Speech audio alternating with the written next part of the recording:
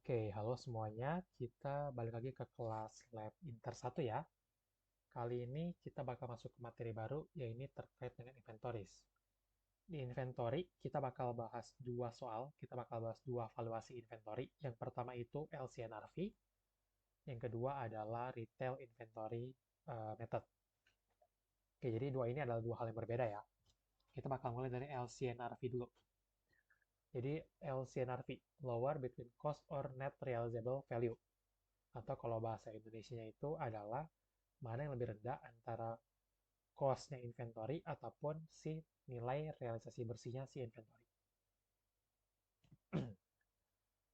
Jadi kita tahu kalau inventory itu berarti persediaan barang dagangan perusahaan yang bakal dijual oleh si perusahaan. Ada perusahaan yang jual inventory itu cepat. Jadi kayak misalnya dia itu high moving goods gitu, kayak FMCG, bisa kayak Unilever segala macam. Itu kan barang-barangnya itu inventory itu bakal dijual dengan cepat kan, karena dia itu emang consumer good itu, jadi dia lebih cepat jualnya. Ada juga perusahaan-perusahaan yang inventornya itu pergerakannya lambat, kayak misalnya toko handphone atau kayak perusahaan-perusahaan yang jualnya itu jual properti, jual rumah-rumah gitu kan dia pergerakannya lambat, atau jual mobil gitu kan pergerakannya lambat. Nah, jadi ada dua tipe perusahaan tuh. Kalau dia jualnya cepat, sebenarnya nggak ada masalah terkait dengan valuasi cost-nya. Tapi kalau si perusahaan ini yang pergerakan inventornya lambat, itu ada kemungkinan si inventornya ini, si persediaan barang dagang ini, dia bakal turun harga. Kenapa bisa turun? Karena kita tahu sendiri kalau persediaan itu dia itu karena assets. Harusnya dia itu bergerak kurang dari 1 tahun, terjual kurang dari 1 tahun. Kalau dia terjual lebih dari kalau dia itu bergeraknya lebih dari 1 tahun, ada otomatis kemungkinan kalau um, si inventornya ini bakal turun harga, dia bakal usang, bakal turun harganya. Contohnya kayak handphone, kita beli sekarang 5 juta, kita bakal jual ke depannya kalau udah agak lama itu nggak mungkin bisa 5 juta lagi. Pastinya di bawah itu. Oke. Makanya dari IFRS, dari PSAK itu meminta perusahaan itu buat menilai persediaan barang dagang itu based on mana yang lebih rendah antara nilai biayanya atau nilai realisasi bersihnya. Oke, kita perlu cari si LCNRV ini. Si perusahaan perlu catat mana yang lebih rendah. Kenapa perlu catat yang lebih rendah? Karena perusahaan itu nerapin, akuntansi itu nerapin konsep konservatisme. Di mana konservatisme itu berarti uh, kita akan akuin yang kalau ada rugi kita akan akuin langsung, tapi kalau ada untung kita itu nggak bakal akuin langsung sampai dia benar-benar terjadi. Oke, ini namanya prinsip kehati-hatian. Waktu yang kemarin di SOFV kita udah pernah bahas dikit, nanti kita bakal bahas lebih lanjut juga nanti di abis UTS, itu revaluasi. Kalau dia revaluasinya kalau dia itu revaluasi itu gain, dia akan akui sebagai unrealized revaluation, maksudnya ke OCI atau ke other comprehensive income. Tapi kalau dia itu revaluasinya rugi, dia akan langsung diakui sebagai beban lain-lain, maksudnya ke loss on impairment. Itu salah satu penerapan dari konservatisme, di mana kalau dia rugi akan cepat-cepat diakui, tapi kalau untung dia akan diakui nanti-nanti aja, sampai dia benar-benar terjadi. Oke, itu teori LCNRV. Kita bakal masuk ke soalnya dulu. Ini problem 3, kita diminta buat ngitung LCNRV individual, grup total, sama bikin jurnal. Kita mulai dulu. Oke, jadi kerjain LCNRV itu pertama-tama kita perlu tahu dulu NRV per unit dari sebuah inventory. Oke, jadi si Malioboro ini ada dua lini produk, ada pakaian, ada tas. Pakaian ada 4, tas juga ada 4 jenisnya. Quantity udah kita masukin. Pertama-tama kita perlu cari dulu NRV per unit atau nilai realisasi bersih per unit. NRV itu didapat dari harga jual dikurang biaya untuk menjual si aset tersebut, dikurang biaya untuk menyelesaikan si aset tersebut sampai dia siap dijual. Oke, jadi ada dua nih, ada tiga komponen. Biaya harga jualnya, dikurang biaya untuk jual, dikurang biaya untuk melengkapi si aset tersebut sampai dia siap dijual atau cost to complete. Oke. Nah, kita bakal isi dulu nih satu-satu komponen-komponen ini. Cost to sell-nya itu udah ada isinya, kita tinggal masukin aja. Tapi kalau nanti di soal diminta buat ngitung, kita tinggal hitung juga. Oke, selling price per unit di sini, ini harusnya itu adalah markup per unit. Oke, kita tahu cost, kita tahu markup-nya. Buat barong, ini sama kayak waktu ngitain cash and receivable ya. Buat barong, cost-nya itu 85.000. Markup-nya 15% dari nilai jual. Berarti nilai jual itu 100%. Karena nilai jual 100%, markup 15, berarti harga pokoknya adalah 85%. Oke, lalu untuk yang celana 65.000 itu cost-nya di markup 30% dari nilai pokok. Berarti cost-nya itu 100%. Harga jualnya berarti 100 tambah 30, 130%. Kaos 110.000 dibagi 80%, dapat dari mana? 100 dikurang 20, karena ini 20% dari nilai jual. Lalu kemeja 150.000 dikali 125%. Oke, udah paham ya cara ngerjain harga jualnya. Kalau bla bla bla nilai jual, berarti nilai jual 100%. Kalau titik-titik persen dari harga pokok, berarti harga pokok yang 100%. Harga pokok ditambah markup sama dengan harga jual. Nah, kalian tinggal otak-atik aja itu rumus-rumusnya. 150.000 dibagi 60%. Lalu 140.000 dikali 115%. Lalu ada lagi 135 dibagi 75%. Dan yang terakhir 250 dikali 140%. Oke, kita udah dapat semua selling price per unit. Sekarang tinggal kita cari cost to complete. Nah, cost to complete itu gampang nih, 10% sama 15%. Tinggal kita kaliin aja. 100.000 dikali 10%. Oke, semuanya 10%, saya langsung drag ke bawah aja ya. Oke, lalu ini juga. Kali 15%. Sip. Udah kita drag. Sekarang kita bisa ngitung si NRV per unit. NRV per unit tadi, selling price, kurang cost to complete, kurang cost to sell, kurang cost to complete. Kita drag ke bawah, rumusnya bakal sama. Yang ini juga sama. Oke, jadi karena saya pakai Excel, saya langsung drag semuanya ke bawah aja ya. Mending kalian tahu, NRV per unit itu cara dapatnya itu adalah selling price dikurang cost to sell dikurang cost to complete per unitnya. Semuanya bakal kayak gitu cara hitungnya. Oke, kalau udah, kita bakal dapat di sini kita bakal bisa ngitung total cost. Oke, total cost itu kita dapatnya dari berarti tinggal cost dikali quantity. Oke, tinggal cost dikali quantity. 10.200. Cost kali quantity 120, 10.200. Sisanya juga cost dikali quantity. Cost kali quantity. Sorry.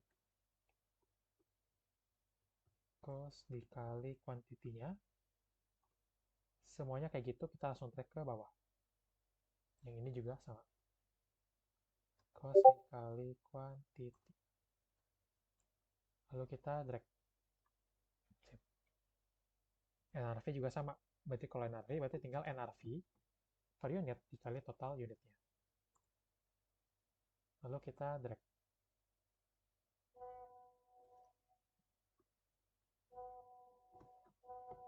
Quantity dikali NRV. Kita drag lagi. Kita udah dapat total cost sama total NRV. Sekarang tinggal masalah kita kerjain LCNRV individual, LCNRV group, sama LCNRV total. Oke, semoga sampai sini jelas ya. Jadi pertama-tama cari dulu selling price-nya. Udah dapat selling price, cari cost to complete, tinggal dikali aja. Kalau cost to sell di sini udah ada angkanya, kita tinggal masukin. Kalau belum ada, kalian bisa cari lagi nanti persentase-persentase juga.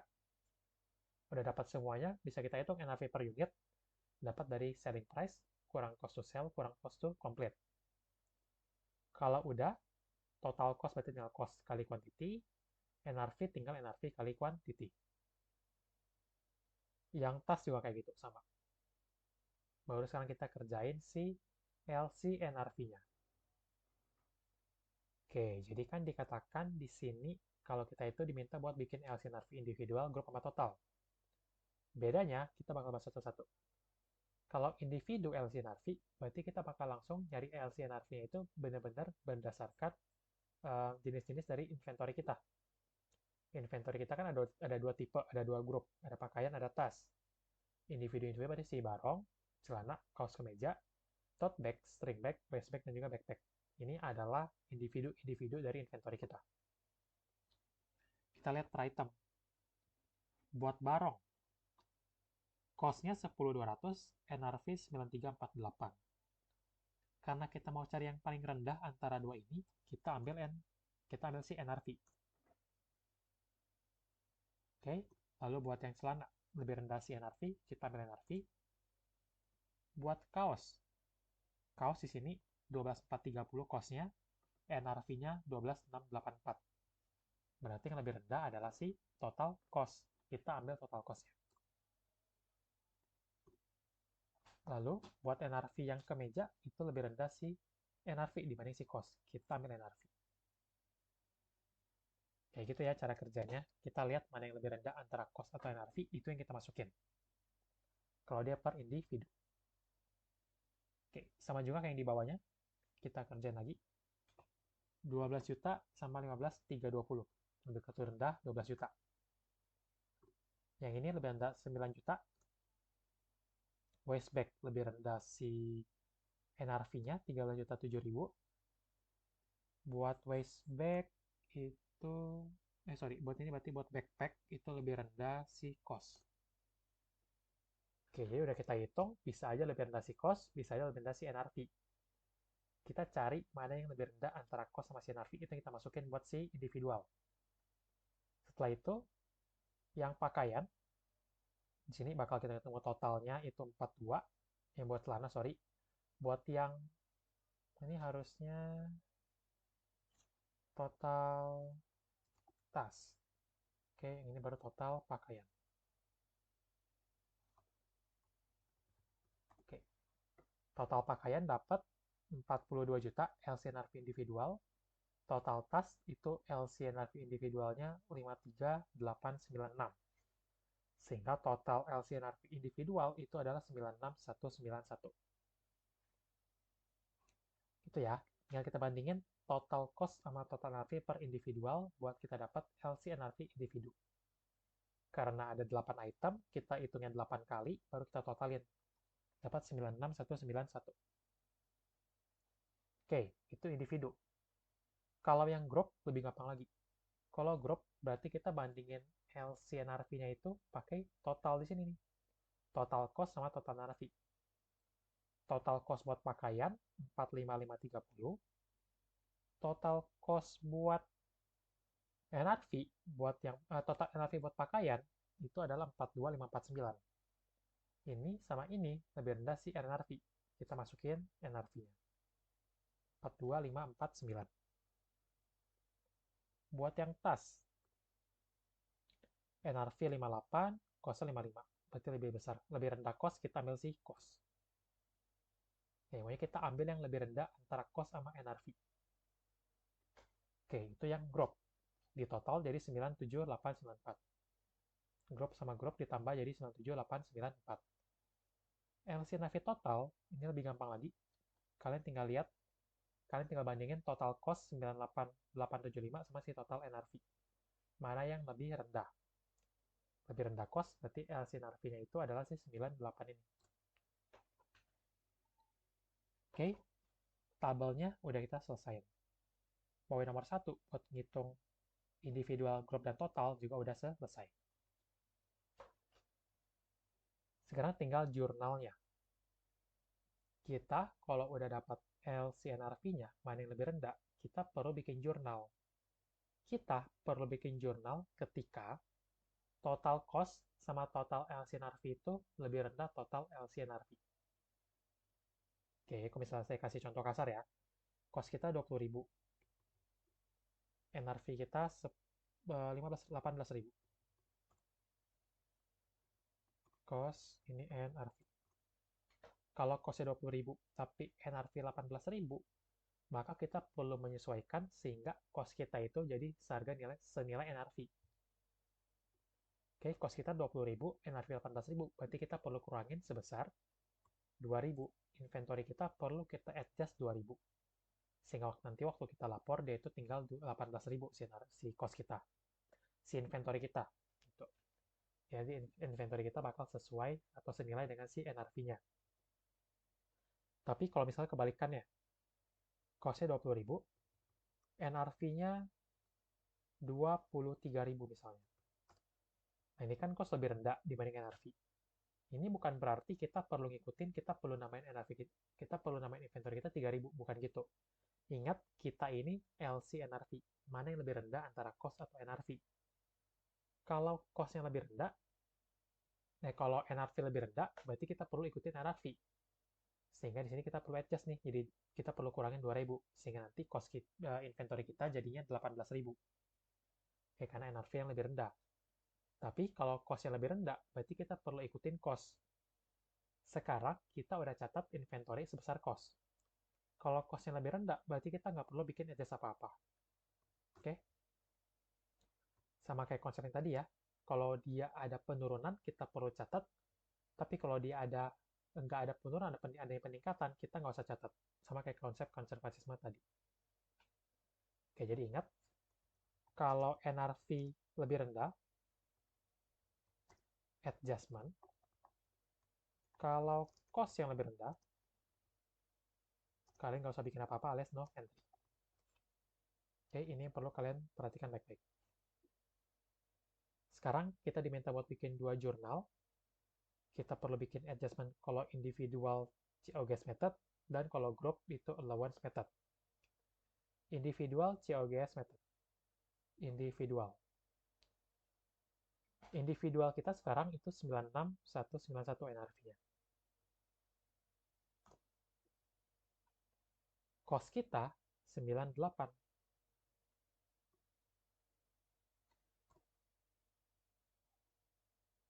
Cost-nya 98, NRV 96. NRV lebih rendah, kita perlu ada penyesuaian. 2683. Ini adalah adjustment kita buat yang individual. Kalau misalnya si perusahaan ini pengen bikin pencadangan atau pengen bikin penilaian inventory itu berdasarkan individual. Kita catat berarti jurnalnya. Karena di sini pakai COGS method, berarti debitnya itu COGS. Oke, kreditnya itu di sini dia bilang kita itu pakai allowance method. Oke. Oke, nanti buat yang allowance segala macam itu bakal ada penjelasan lebih lanjut. Di sini tahu dulu aja, kalau kita catat itu bisa pakai 2 metode. Oke, ini harusnya COGS method dan juga loss method. Oke, COGS dan juga loss method. Kalau COGS, berarti kita debitnya itu COGS. Kalau COGS method, kita akan debitnya COGS. Tapi kalau loss method, kita akan debitnya berarti si loss. Lebih tepatnya, loss due to decline of inventory to NRV. Kerugian karena penurunan nilai inventory ke NRV. Oke, kalau COGS method berarti debitnya itu COGS. Kalau loss method itu debitnya loss due to decline of inventory to NRV. Nah, kreditnya itu harusnya adalah inventory. Ya, normalnya itu inventory. Tapi perusahaan bisa aja dia catatnya itu pakai allowance method. Jadi di kreditnya itu bukan inventory tapi allowance to reduce inventory to NRV. Oke, jadi ada pencatatannya itu bisa pakai 2 metode, bisa COGS, bisa loss method. Nah, kalian bisa catatnya itu pakai allowance atau nggak pakai allowance. Kalau pakai allowance berarti ada allowance to reduce, tapi kalau nggak pakai allowance langsung kreditnya inventory. Oke, buat nanti lebih jelasnya bakal saya bahas di materi tambahan nanti bakal ada. Oke, kita ke balik ke yang individual, itu ada penurunan 2683. Berarti COGS pada allowance due reduced inventory to NRV sebesar si 2683 ini. Oke, allowance to reduce inventory to NRV 2683. Lalu, kalau yang group, cost kita bakal tetap 98875, si group itu 97894 total NRV-nya, total LC NRV-nya. Oke, di sini cost-nya adalah 98, NRV 97. Ada penurunan 980. Ini kita jurnal. Karena dia pakai loss method, jadi debitnya itu loss due to decline of inventory to NRV, kreditnya pakai allowance, dia itu allowance to reduce inventory to NRV. Sebesar sekian. Oke, berarti untuk problem 3 udah selesai. Semoga jelas, kita bakal lanjut ke pembahasan soal tambahan dulu. Oke, buat lebih ngejelasin terkait si LCNRV. Oke, jadi ini kita masuk ke yang udah saya jelasin tadi. Kita bakal lihat materi tambahan terkait inventory, terkait si LCNRV. Angkanya nggak bakal saya isi ulang, jadi saya bakal narasin aja ya. Di sini kita lihat dulu, ada dua jurnal yang perlu kita lihat, ada dua metode yang perlu kita lihat. Jadi metode utama dari LCNRV itu ada COGS method atau ada loss method. Oke.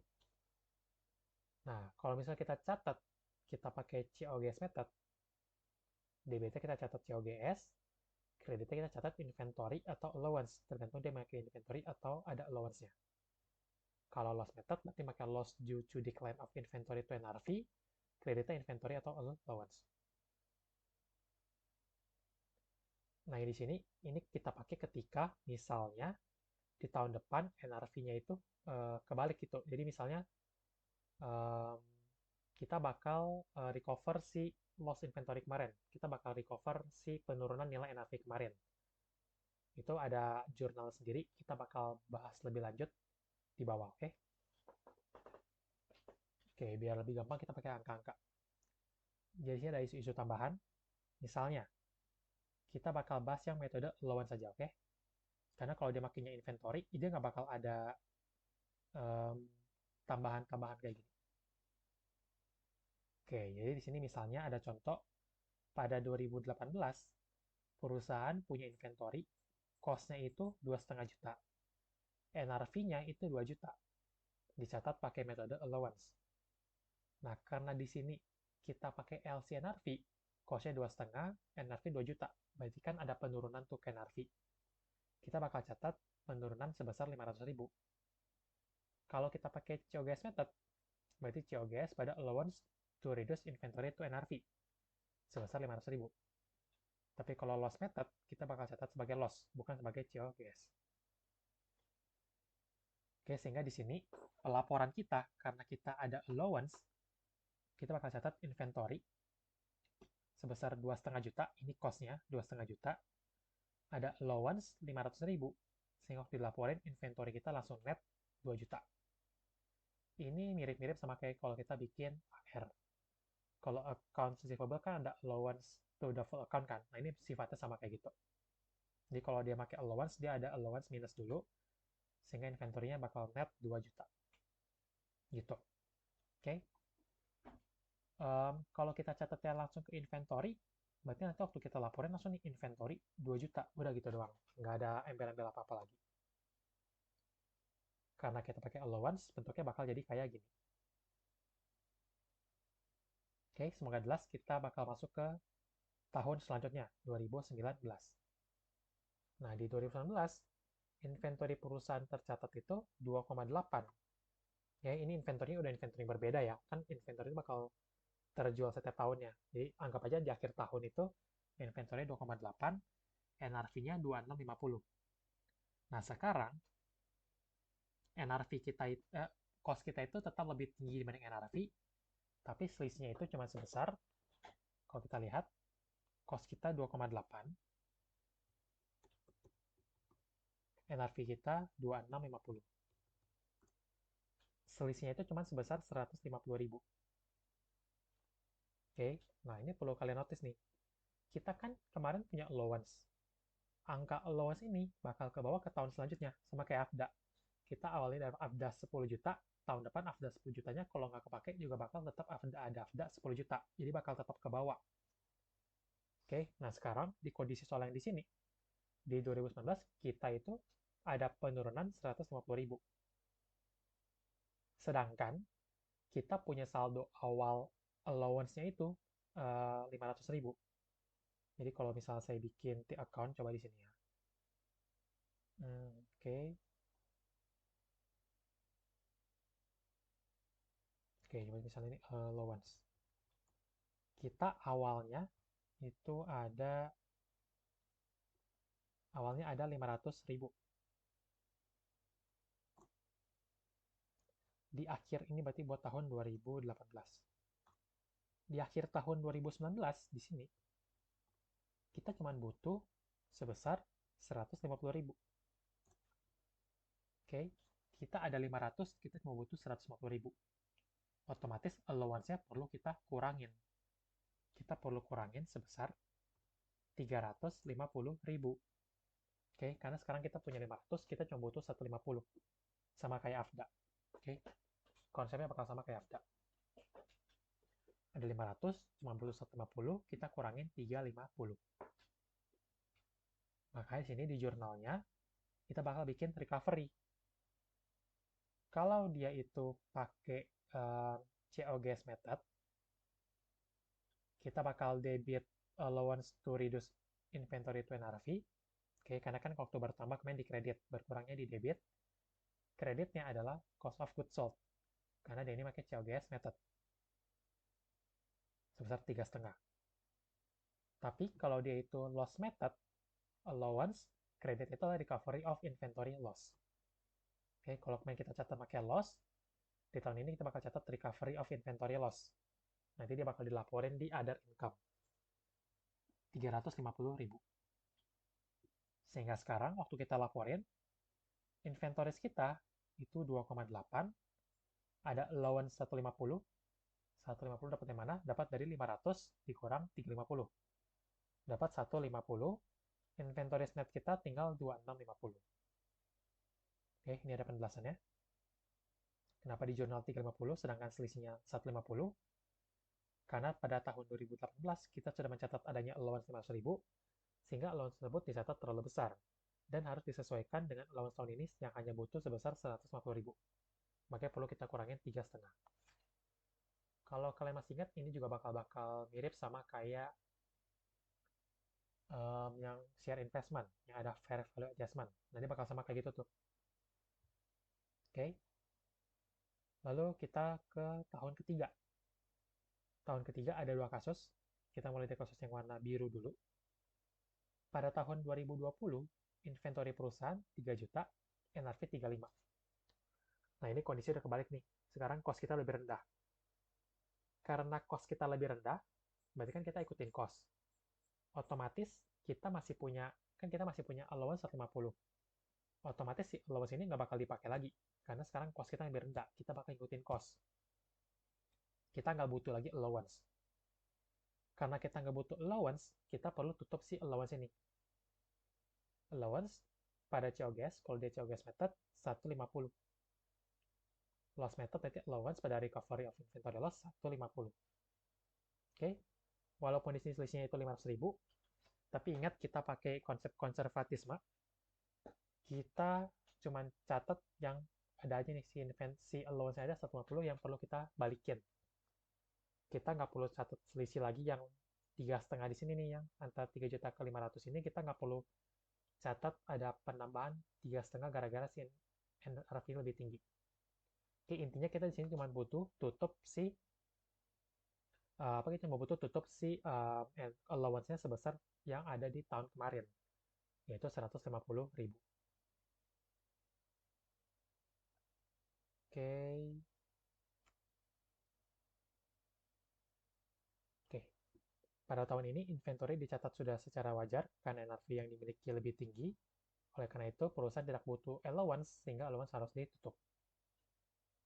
Oke, ini kalau misalnya pada tahun 2020 inventory-nya 3,5, NRV 300. Nah, kalau kayak gini berarti kita udah ada awalnya 150, di sini kita mau nambah jadi kita ada selisih 400.000 di sini kan 3.500 kurang 300, berarti awalnya udah ada 150, kita perlu tambahin lagi biar jadi 400 ditambah 250. Kita jurnal lagi.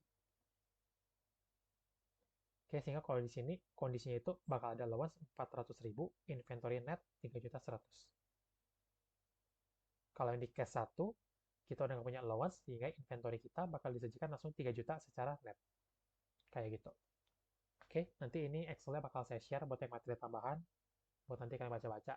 Buat di ujian nanti nggak bakal kepake, tapi buat pemahaman kalian ini bisa ngebantu banget buat logikain kenapa bisa naik dan turun. Oke, sekarang kita bakal masuk ke soal kedua, yaitu Retail Inventory Method. Oke, sekarang kita masuk ke problem 4 ya. Problem 4 ini terkait dengan Retail Inventory. Oke, jadi Retail Inventory Method itu sebenarnya salah satu metode valuasi inventory buat ngebantu perusahaan-perusahaan retail. Jadi kayak Carrefour, Indomaret, Alfamart, gitu-gitu. Kan mereka itu inventory-nya bakal banyak banget. Udah banyak jenisnya, bakal banyak tipe-tipenya lagi. Kayak misalnya dia Carrefour aja ya, dia punya mie instan ada berbagai macam merek, deterjen punya berbagai macam merek juga, permen-permenan punya berbagai macam merek, dan lain-lainnya. Intinya inventory mereka tuh benar-benar banyak, benar-benar banyak jenisnya. Kalau mereka ngitung satu-satu, itu agak ribet. Oke, sehingga mereka itu dikasih metode lain dari si IFRS, yaitu pakai Retail Inventory Method. Jadi Retail Inventory Method ini pakai estimasi gitu. Kayak estimasinya gimana, harusnya di video udah dijelasin juga. Saya bakal langsung masuk ke problem aja. Oke, ini di sini kalau estimasinya itu kita bakal ngitung dulu cost of goods available for sale-nya di versi cost atau versi retail. Setelah itu kita bikin rasionya, habis itu kita ngitung inventory akhir secara retail. Nanti dari sini kita bisa estimasiin at cost itu kira-kira ending inventory kita berapa. Kira-kira kayak gitu. Oke. Kita mulai dulu dari si cara kerja paling pertama. Jadi gampangnya ingat aja di sini itu dari sampai sini adalah cost of goods available for sale. Oke, berarti beginning ditambah purchase ditambah break in dikurang diskonnya sama komponen-komponen lain yang khusus ada di inventory, khusus ada di retail. Kalau bawah ini berarti penjualannya. Oke, kita mulai dari inventory yang paling pertama, yaitu inventory beginning.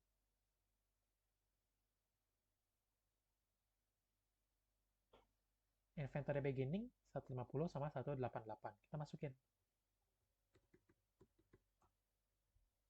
Dan 188. Oke, setelah itu baru komponen kedua untuk hitung cost of goods available for sale, berarti adalah purchase. Purchase-nya 480 juta di at cost. At retail-nya berarti 600 juta. Ingat ya, cost itu berarti harga beli kita. Retail itu berarti cost ditambah si markup. Retailnya sama kayak selling price. Oke, cost itu harga beli, retail itu harga jualnya. Lalu ada purchase discount.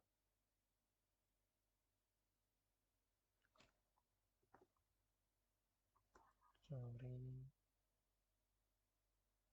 Oke, ada purchase discount itu 8% dari nilai penjualan. Dari nilai pembelian. Nah, kan perlu ingat di sini, kalau purchase discount itu adalah special item untuk cost. Oke, jadi dia ini cuma ada di cost doang. Dia cuma berlaku untuk cost. Jadi kalau ada purchase discount, yang kena diskon itu cuma si cost. Retail nggak kena diskon. Kita nggak perlu ngitungin diskon ke dalam retail. Karena si diskon ini adalah special item dari cost. 8% dikali Oke. Jadi retail nggak usah ada diskon. Tapi kalau ada return, Kalau purchase return, ini adalah common item. Jadi kalau return kan berarti otomatis barangnya nggak ada. Kalau barangnya nggak ada, berarti by cost, by retail sama-sama berkurang dong barangnya. Gitu. Jadi kita perlu masukin dua-duanya. Kemudian minus 50% dikali 38.400.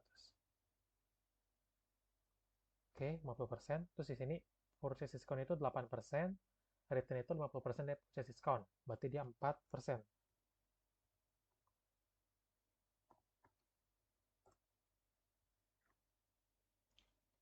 Selanjutnya, itu ada frag in. Frag in juga special item untuk cost. Oke, jadi frag in adanya di cost doang, nggak ada di retail. Ini kalau di soal ada dua-duanya, kalian perlu analisis nih, kira-kira mana yang masuk ke cost doang, mana yang masuk ke retail doang. Gitu ya. Atau mana yang masuk ke dua-duanya. Selanjutnya adalah markup.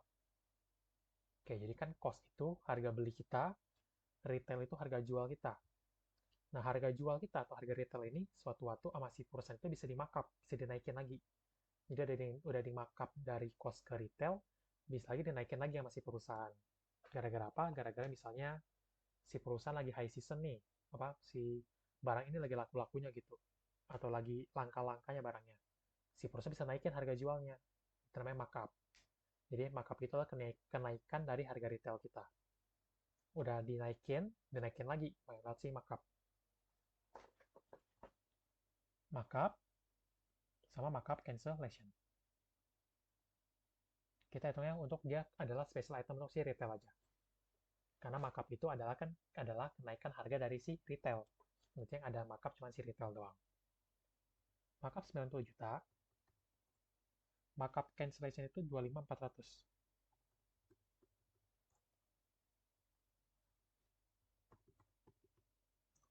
Sehingga netnya 64.600. Oke, ingat ya, markup itu di atas. Markup itu adalah kenaikan dari si retail. Markup cancellation berarti si markup tadi kita turunin. Berarti batal naik itu harga retailnya. Lalu ada markdown. Markdown sama markdown cancellation itu bagian dari yang bawah, bagian deduction. Oke. Lalu ada abnormal shortage. Nah, kita bakal kenal dulu nih. Ada abnormal, ada normal. Abnormal itu berarti shortage yang di luar apa ya? Di luar kebiasaan gitu. Ini berarti waktu kalian belajar Akmen udah dibahas nih, ada normal spoilage sama abnormal spoilage, itu bakal sama. Abnormal shortage atau abnormal spoilage itu masuknya ke dalam bagian dari atas. Dia penambah. Karena dianggap nggak normal, berarti itu sebagai komponen dari menghitung cost-nya juga, menghitung biayanya juga. Dia ada di dua-duanya. Oke, buat lebih detail nanti terkait dengan akun-akun yang ada di dua-duanya atau apa, itu bisa kalian cek buku di chapter 9 harusnya. Itu ada bahas.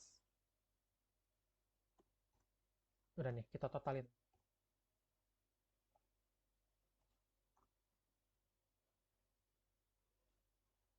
Ini adalah cost of goods available for sale.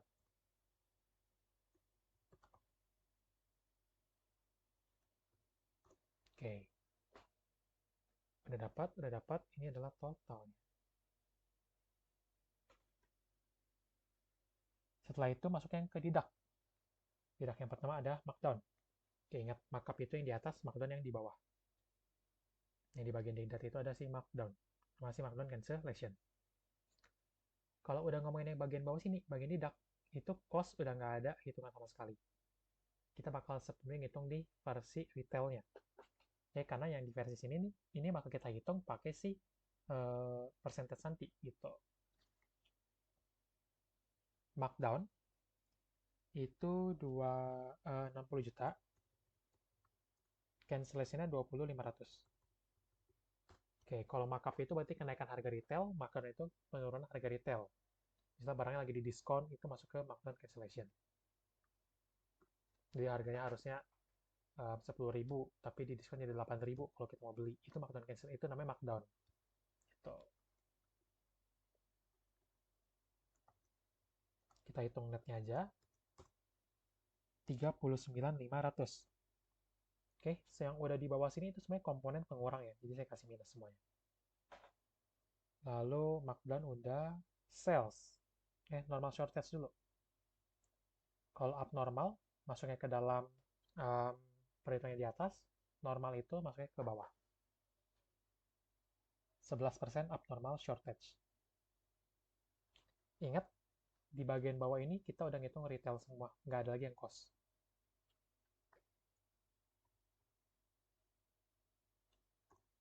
3.300.000. Setelah itu ada sales dan juga sales return.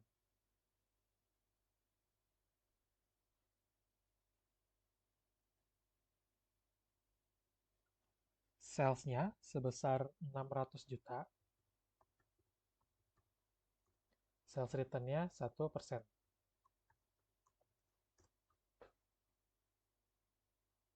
Oke, yang terakhir adalah employee discount. Ini adalah special item untuk si retail.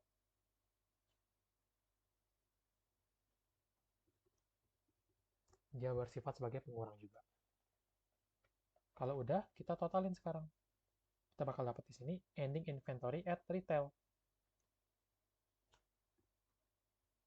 98 ditambah si item-item di sini. 163.200. Wait, sepertinya ada yang salah.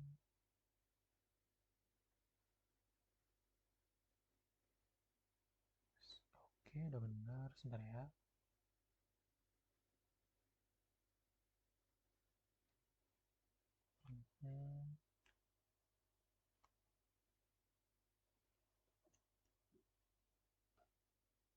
Tunggu, ada yang beda.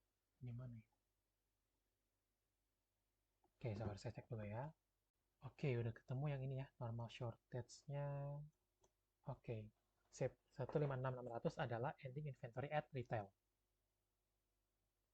Oke, kita tahu nih sekarang kalau dilihat dari harga retail kita, inventory kita itu nilai akhirnya itu 156.600. Kalau dari cost itu berapa? Kita pengen cek di sini. Nah, kita diminta untuk ngitung cost to retail ratio kan, dengan conventional retail method sama cost retail method. Bedanya apa? Kalau yang conventional method, cost to retail ratio-nya itu didapat dari langsung nih, 560 sama 798. Jadi kalau conventional method atau LCNRV method disebutnya, itu kita memperhitungkan yang pakai markup aja.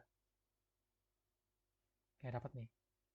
Tapi kalau yang cost method, itu berarti total cost dibagi dengan total retail setelah ditambah dikurangi dengan si markdown.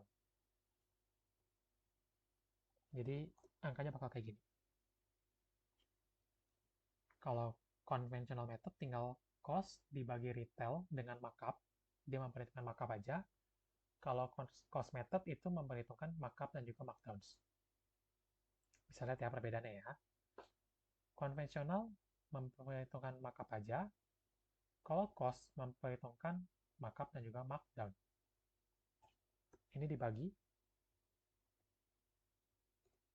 70 sekian persen, dibagi 73 sekian persen. Nah, waktu nanti kalian tulis di kertas kalian, ini boleh kalian buletin 2 angka belakang koma, biar kalian nggak usah tulis panjang-panjang, tapi buat kalian ngitung, itu perlu full.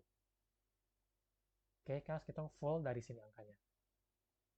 Jadi kalau misalnya 10 juta, berarti 10 juta dikali 70 sekian persen, gitu. Cuma buat kalian nanti di kertas, ditulis singkat, itu ditulis 2 angka belakang koma, itu nggak apa-apa. Oke, ini dapat cost to retail ratio namanya. Nah, dengan cost to retail ratio ini, kita pakai perbandingan, kalau misalnya cost to retail ratio segini, kita beranggapan kalau nanti ending inventory at cost kita juga bakal sama rasionya. Jadi kita kali di sini. 70 juta di 70% dikali 156.600. 73 dikali 156.600. Jadi kita pakai asumsi. Kalau at retail harga segini ending inventory kita, berarti uh, kalau at cost berarti harga segini. Kayak gitu, kira-kira kayak gitu. Kita pakai estimasi, pakai asumsi. Jadi kalau ngitung retail inventory method. Karena si barangnya banyak banget kan, kita perlu pakai asumsi. Gitu. Oke, itu buat pembahasan soalnya. Ini sebenarnya gampang sih, kan tinggal ikut format, kerjanya itu selesai. Nanti ujian, inventory itu keluar dua-duanya. Ini 10%, yang ini 10%. Kalian perlu ngitung dua-duanya. Oke, yang perlu kalian notice di sini. Saya bakal bahas sedikit soal markup dan markdown. Markdown, kan tadi kita tahu ada markup, ada markup cancellation.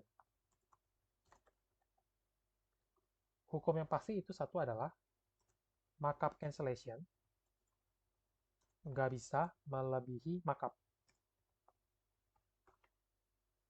Maksudnya gimana? Misalnya, markup kita 10.000.